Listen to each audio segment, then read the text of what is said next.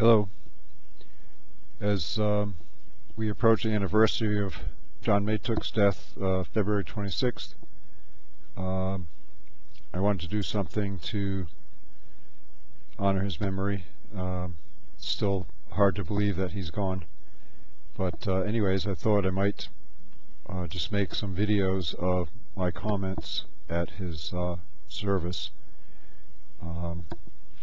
So I'm just going to read my comments, and it'll be broken into several videos.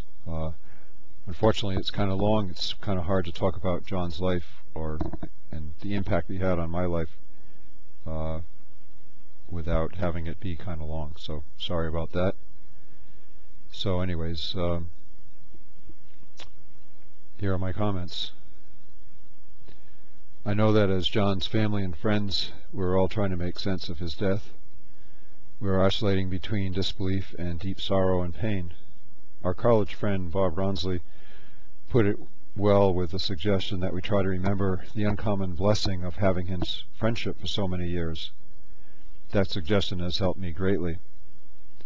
I would like to thank the Matook family for the opportunity to share a few stories about John and the impact he had on my life. I know that the scope of John's impact is enormous, and if we were all to share stories, we would be here for months. He was more than just a good guy. From where I stand, he was the best guy in the world. He was the Michael Jordan of friends, the Abraham Lincoln of faithfulness and devotion, and the Corrie ten Boom of prayer, patience, and long-suffering.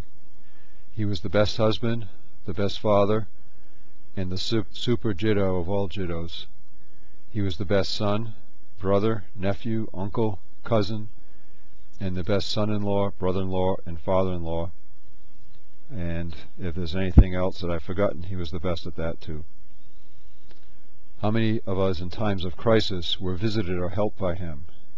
His capacity to love all people and to reach out to help and encourage people was beyond anything I've ever seen.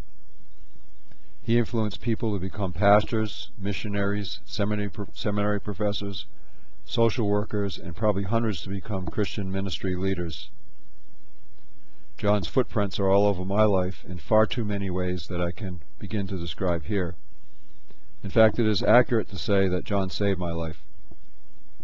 God used him to pluck me off the road that I was on and set me on a completely different path, from a road of selfishness, materialism, and self-centeredness headed toward addiction and self-destruction, to a road of grace, hope, joy, purpose, and right relationship with God. John has been there for every major event and decision of my life since. In fact, it's hard to imagine how one person could have so positively affected another person in so many ways for so long. I remember that he counseled my wife Val. He counseled me when I was considering asking Val to marry me. He asked me about why I thought God wanted me to marry her and what were the negatives, and of course I was a pretty irresponsible person at the time, and when I gave him my reasons, he told me that all the reasons against marrying her were just the old Nick, the old nature, and in no uncertain terms told me I would be foolish not to ask her to marry me. And of course that was been the greatest decision of my life, along with accepting Christ. So and then utilizing his jewelry expertise, he found the diamond for her at an estate sale, got a great deal, beautiful ring. He picked out the setting, picked out the diamond necklace for me to give as a wedding present, and topped it off by giving the message at our wedding ceremony. John was there in times of crisis when my mother, father, and sister died.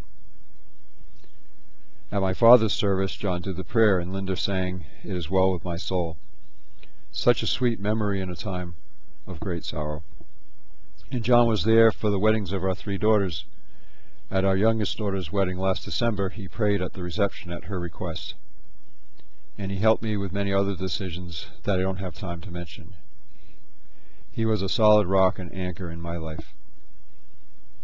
And I'm going to stop this video here and pick up with a second video.